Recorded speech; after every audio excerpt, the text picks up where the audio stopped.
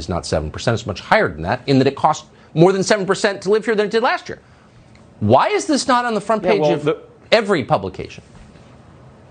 Well, because the government, Wall Street, the Federal Reserve has a vested interest in the public not understanding how bad inflation is. In fact, one of the ways the Fed's been able to justify creating more inflation is because they claimed we didn't have enough of it.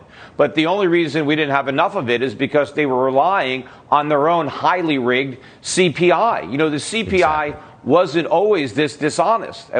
When they compare our inflation rates to the inflation of the 1970s, we're not using the same CPI that we used then.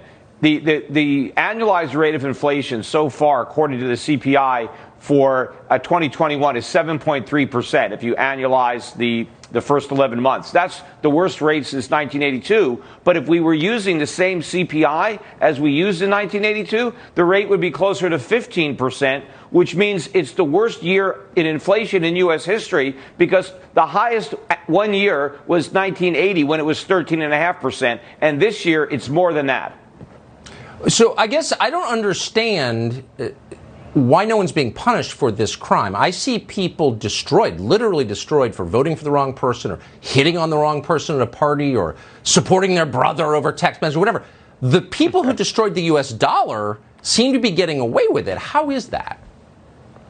Yeah, well, they just renominated Powell to a second term, as if he did such a great job on his first term. It's a complete disaster. Of course, they might have replaced him with somebody even worse, but this is the only way the government can finance all the spending. You have the Democrats now promising all sorts of stuff for nothing. We're going to get free preschool. Everyone's going to get paid family and medical leave, and no one's going to have to pay for it. Nobody's taxes are going up. We're paying for it through inflation, because the money to pay for all this government is being printed into existence, and then it's spent into circulation. And as it's spent into circulation, it's driving up prices. And when Jim Cramer was talking about all the money we're spending, yeah, the problem is we're not earning it, we're printing it, and then prices are going up. Our productivity is collapsing. We just got the worst productivity numbers in 62 years in this country. Our trade deficits are exploding. The economy is imploding. It is a mess.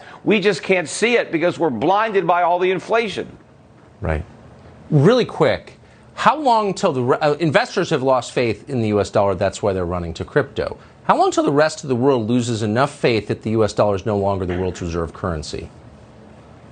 Well, people still have confidence in the dollar and the Federal Reserve. I don't know why they've gotten so many things wrong. I think the people that are running to crypto are unfortunately running in the wrong direction. They're probably jumping from the frying pan into the fire. But eventually, the world is going to leave the U.S. dollar. The dollar is going to collapse. Money is going to flow into other currencies. It's going to flow into real money, gold and silver. It's going to go into real assets, stocks, real estate, mostly outside the United States, because we're going to be the epicenter of a coming currency crisis and sovereign debt crisis that's going to make the financial crisis of 2008 look like a Sunday school picnic. Yeah, this is bigger than coronavirus or pronouns. This is big. I don't know why it's being ignored. You are not ignoring it, and I appreciate it.